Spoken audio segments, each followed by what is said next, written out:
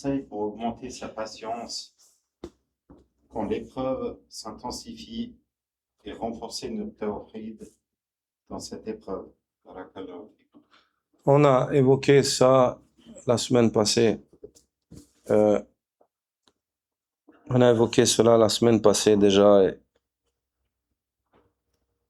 vous pouvez trouver sur la chaîne pas mal de matières concernant les épreuves, la perception des épreuves, une série de cours même sur cela. Mais quoi qu'il en soit, en résumé, en temps d'épreuve, l'être humain a besoin d'espoir et de ne pas ouvrir la porte du shaitan qui va à tout prix essayer de te pousser vers un des pires actes parmi les actes du cœur, la mauvaise opinion envers Allah. Il va te pousser à avoir une mauvaise opinion d'Allah. Donc tu dois remplir ton cœur d'espoir. En premier lieu, tu dois te rappeler que si tu veux qu'Allah t'agrée, tu dois agréer de lui. Allah a décidé cela. Qu'est-ce que tu vas faire? Tu vas prendre les causes, bien sûr, pour trouver une solution, une issue. Mais les causes en soi, elles ne font pas la chose. C'est des moyens. D'accord? Comme le fait que tu prennes ton véhicule pour arriver à la mosquée, il se peut qu'il t'arrive un accident ou que ta voiture lâche et puis tu n'arrives pas. Donc toi, tu as pris la cause. Mais est-ce que ça veut dire parce que tu prends la cause que forcément tu vas arriver? Pas forcément. Mais quoi qu'il en soit, toi, tu as fait ton devoir qui est le fait de prendre les causes. En second lieu, tu te dois d'agréer d'Allah. Allah a décidé. Si Allah n'avait pas décidé, est-ce que ça serait? Non, ça ne serait pas. Et par Allah, toute épreuve avec laquelle tu fais face, sache que ton prophète sallallahu alayhi wa sallam est ton imam en cela. Tu parles de maladie, il a été malade. Tu parles de perte de biens, diminution de biens, pendant des mois, le feu ne s'allumait pas dans sa maison. Toi et moi, aujourd'hui, la plupart d'entre nous, je discutais aujourd'hui avec un frère, qui d'entre nous c'est arrivé où tu rentres dans un magasin, ton enfant il te demande un chocolat et tu n'arrives pas à lui acheter? Wallah, presque aucun d'entre nous ici c'est arrivé. Presque aucun d'entre nous c'est arrivé. Tu rentres dans le magasin et tu peux pas acheter un chocolat à ton enfant. C'est arrivé? C'est arrivé? Allahu alam. Il faut voir al-dhuruf dans quel... Mais la plupart d'entre nous, ça nous arrive pas. Un chocolat, je parle d'un chocolat. Est-ce que ça nous arrive pas? Ici en Suisse, majoritairement, on a les moyens d'acheter un chocolat à notre... J'ai pas dit de lui offrir tout, mais ton enfant, il te demande, il tire ton camis CD ou bien ton pantalon, il dit, papa, j'aimerais ça, ce bonbon. La plupart d'entre nous, on a les moyens de lui donner. Le prophète sallallahu alayhi wa sallam, il n'avait pas les moyens. D'accord? Donc, toute épreuve que toi, à laquelle tu fais face, en fait, le prophète sallallahu alayhi wa sallam, il a vécu ça en plus. Tu veux parler de sihr, il a été ensorcelé. Tu veux parler de poison, il a été empoisonné. On a essayé de le tuer, on a porté atteinte à son honneur. Tout, mon frère. Perdu tous ses enfants avant lui, sauf Fatima. Donc, sache que l'épreuve, c'est un décret d'Allah Azza wa Jalla. Ça ne veut pas dire qu'Allah t'a délaissé. Et ça ne veut pas dire qu'Allah Azza wa Jalla t'a négligé et qu'il ne t'aime pas. Ma wadda'aka rabbuka wa ma qala. Ton Seigneur, il t'a pas laissé, il ne t'a pas délaissé, il ne t'a pas négligé. Non, abadan. Donc, toi, tu dois réfléchir déjà en premier. Prendre les causes et ensuite réfléchir que c'est un décret d'Allah. Si tu agrées, Allah t'agrée. Il se peut que par cette épreuve, tu deviennes un allié d'Allah, un wali.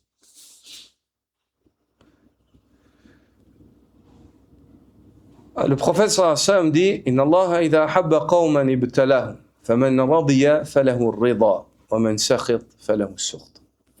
Lorsqu'Allah aime un peuple, il les éprouve.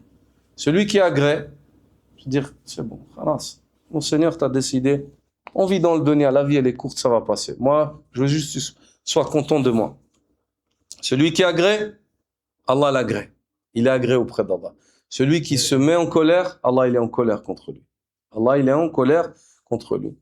Le prophète sallallahu alayhi wa sallam, lorsqu'il a été chassé à Taïf avec les cailloux, il a pleuré. Il a été triste. Puis il a invoqué Allah Azza wa Jalla. Il a dit, si toi t'es pas en colère contre moi, je ne me soucie pas de ce qui m'arrive. Toutes ces épreuves-là, moi ce qui m'intéresse, c'est juste que tu sois content de moi, mon Seigneur. Donc, l'être humain, il doit chercher l'agrément d'Allah. Et l'agrément d'Allah, il est dans le fait d'agréer Allah. L'agrément d'Allah, il est dans le fait d'agréer Allah, d'agréer l'ordre législatif et d'agréer l'ordre universel. C'est tout. Donc, tu dois réfléchir à ça. Et que si tu es ainsi et tu réfléchis ainsi, et tu es comme ça dans tes convictions, chaque seconde de ton épreuve, seul Allah sait les hasanats qui coulent sur toi. Seul Allah sait. Au point où, Yawm al-Qiyamah, dans le dunya, il ne faut pas demander d'être éprouvé plus. Mais Yawm al-Qiyamah, ceux qui étaient patients et qui étaient ainsi, ils diront, subhanallah, si seulement on aurait été plus éprouvés. Quand ils verront ce qu'Allah leur a préparé, ils diront, si seulement l'épreuve, elle avait duré plus longtemps. Donc, ça c'est en premier lieu. Ensuite, en second lieu, invoquer Allah Azza wa Jal. Invoque Allah. Les invocations du matin, du soir.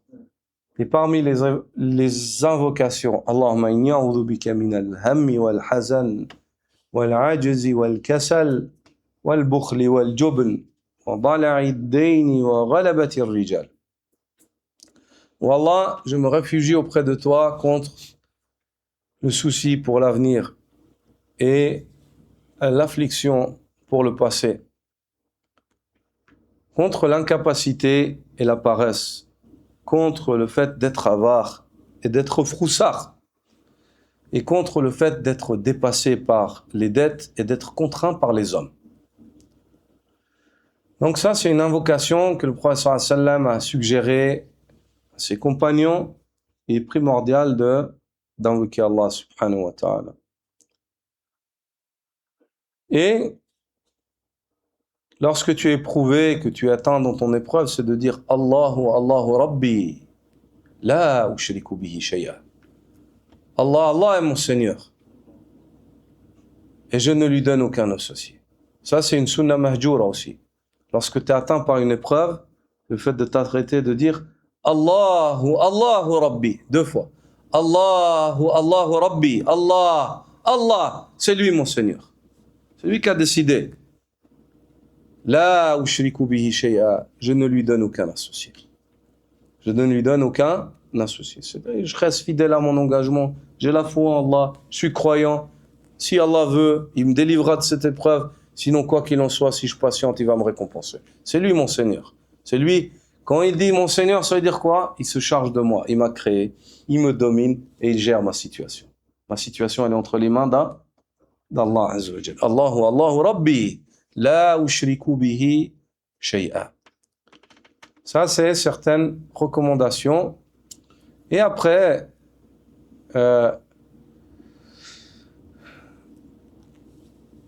voir, Inch'Allah, le Coran, la lecture du Coran, l'être humain, subhanallah, souvent en temps d'épreuve, on oublie 2 choses.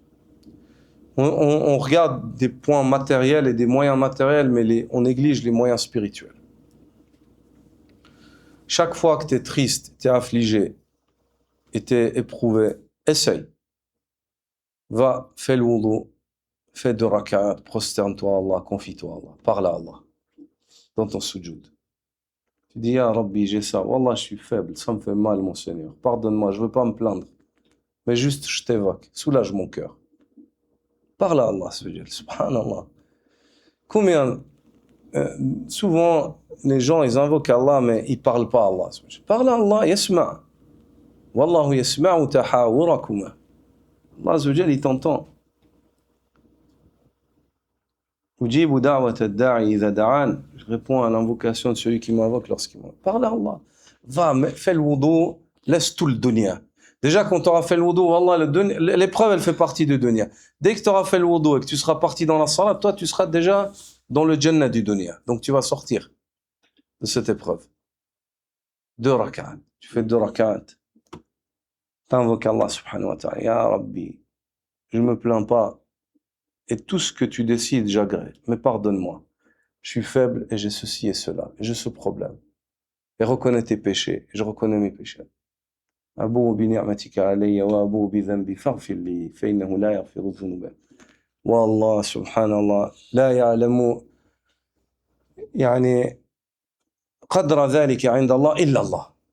Seul Allah connaît la valeur de cet acte-là auprès d'Allah subhanahu wa ta'ala, si l'homme agit ainsi.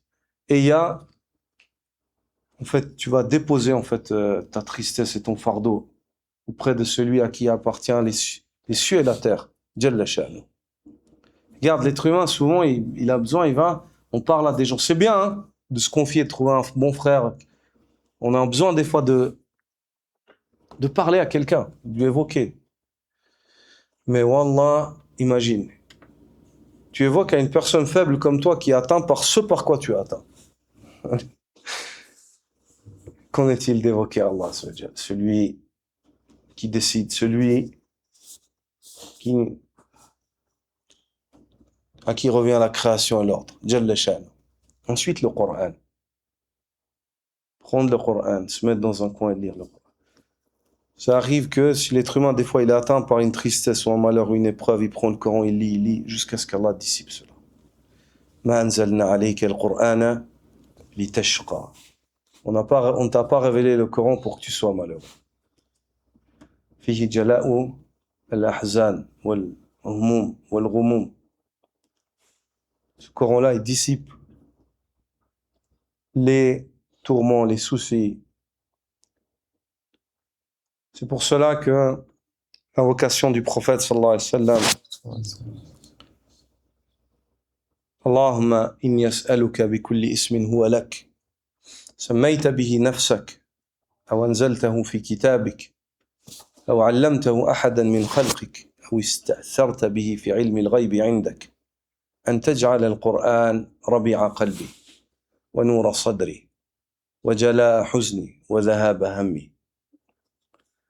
Wallah, je t'implore par tout nom qui te revient de droit, par lesquels tu t'es nommé toi-même, que tu as révélé dans ton livre, que tu as enseigné à certaines de tes créatures, ou que tu as gardé auprès de ta science cachée, auprès de toi. Je t'implore de faire de ce Coran le printemps de mon cœur, la lumière de ma poitrine, celui qui dissipe mes tristesses pour le passé et qui écarte mes tourments pour l'avenir. C'est quelle invocation magnifique du prophète. Mais on tire de cette invocation, il faut la faire, mais il faut joindre entre deux choses. Entre l'invocation d'Allah Azzawajal, Dua Allah, et entre le fait de s'attacher au Coran. Tu vois, parce que c'est bien beau de dire fais du Coran ربيع قلبي mais أنت تهجر القرآن et tu délaisses le Coran. كيف؟ ما يصير. Ça va pas ensemble. C'est pour ça il faut joindre entre eux. إياك نعبد وإياك نستعين. Toujours. هذا مفتاح الفلاح. Le fait de joindre entre eux. C'est seul toi que nous adorons et c'est seul de toi que nous implorons le secours. Non. Non.